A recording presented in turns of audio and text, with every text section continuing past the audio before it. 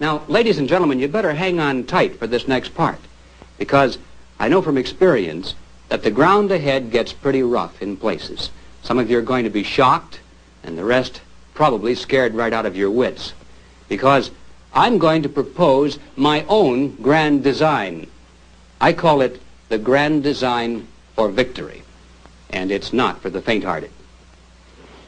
Step one in my grand design for victory is the premise that we must be captains of our own ship. We must restore our military, economic, and political independence from the strangling entanglements of that budding world government called the United Nations. Instead of phasing out our best weapons, we should phase out all disarmament programs and those who propose them.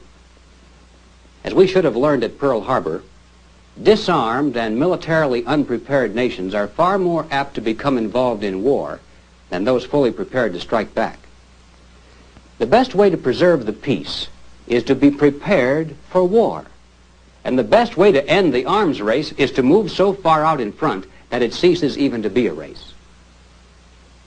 Now, instead of seeking ways to water down our principles and our traditions to the point where they can be accepted and merged with those of the majority of the world, we should be striving actually to improve and upgrade our American way of life even beyond present standards, and then let the rest of the world follow our example if they so wish.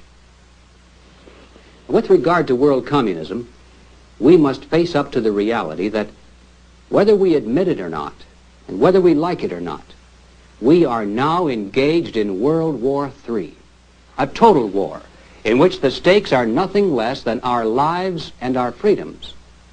And in this war, our goal must not be containment of or coexistence with communism. It must be victory over communism in order for us even to survive. It's not that we want it that way. It's just that we have no other choice. Now, before you nod in agreement with this goal of victory over communism, let me clarify just what that means. I'm not thinking in terms of those empty phrases and platitudes that so often fall from the lips of politicians. When I say victory over communism, I mean exactly that. Wherever the communists choose to advance by overt military force, whether that force manifests itself in the form of a Berlin blockade or a Vietnam guerrilla war of so-called national liberation, no matter what form it takes, it must be destroyed immediately by superior military force. And notice I didn't say checkmated, I said destroyed. International crime not only must be stopped, it must be punished. Now, of course, the question that rushes to mind at this point is, what about the danger of escalation? Ladies and gentlemen, the total objective of military warfare, once it breaks out, is to escalate it as rapidly as possible to beyond the endurance of the enemy so he'll quit fighting.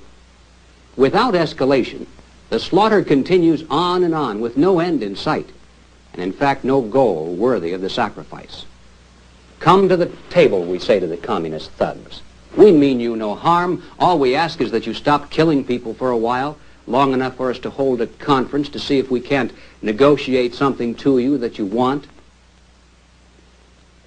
I wonder how many of you would be willing to give your lives for that.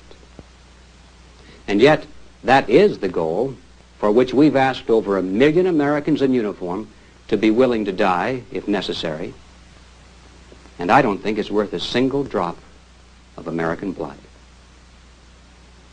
When you put a young man in uniform and ask him to face an enemy in mortal combat, you'd better give that boy every chance in the world to win so he can come home. And that, ladies and gentlemen, means escalation. In Southeast Asia, instead of fighting the communist forces on the ground in an exchange of manpower, we should have followed General MacArthur's proposal to take the war directly to the nerve centers of the enemy's home base using our superior air power. Fighting on the ground, man for man, against the limitless population reserves of communist Asia is just about the only way the United States possibly could lose a war.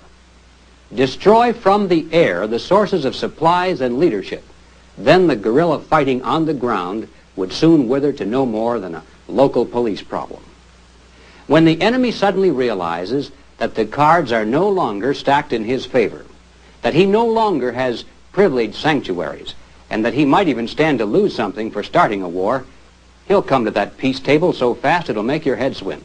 And when he gets there, there's only one thing we discuss with him: his surrender terms, nothing else. Now, any serious plan for victory over communism must recognize the need to accept the help of all willing and trustworthy allies. Yet in Korea, and again in Vietnam, the nationalist Chinese have begged us to accept over 500,000 of their well-trained, fully equipped, strongly motivated troops, either to fight alongside our boys or to replace them altogether. And we decline to accept. Why? Well, of course, it's not really so hard to understand when you recall the grand design. If the nationalist Chinese were ever allowed to get into what is basically their own battle against Red China, they just might get an uncontrollable urge to go home to the mainland. They might not stop when they got to the Yalu or the DMZ. In fact, they might even try to win, and that would ruin everything. But that is precisely my point.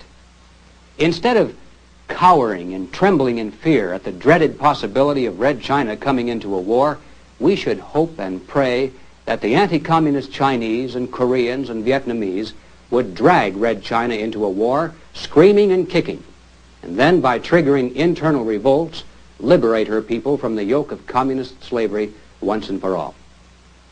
And we mustn't back away from this one bit if we're really serious about victory. For our goal must not be merely to keep the communists out of South Korea or South Vietnam. That isn't victory, that's containment. It must include removing the communists from North Korea, North Vietnam, Red China, Cuba, Eastern Europe, and from the very first captive nation, Russia itself. Just as we could not rest in World War II until every last vestige of Nazism was stamped out everywhere, for 10 times that reason, we can never hope today to have peace or security until every last communist regime is removed from the face of the earth. It's not that we want it that way. It's just that we have no other choice. Now, ladies and gentlemen, if this sounds risky, it's because it is. Let's not kid ourselves. The proposal I have just outlined is very risky business. The only thing more risky is the grand design we are now following.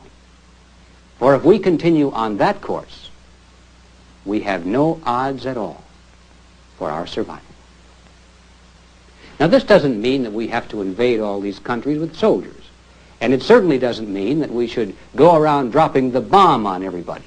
And if you're thinking that this is what my proposal implies, then that's a pretty good indication that you're still thinking in terms of old-fashioned warfare. Now, it's true that occasionally, whenever the conditions seem right, the communists do resort to brute force and semi-military tactics to advance their cause. When this happens, then the contest clearly must be won with military means.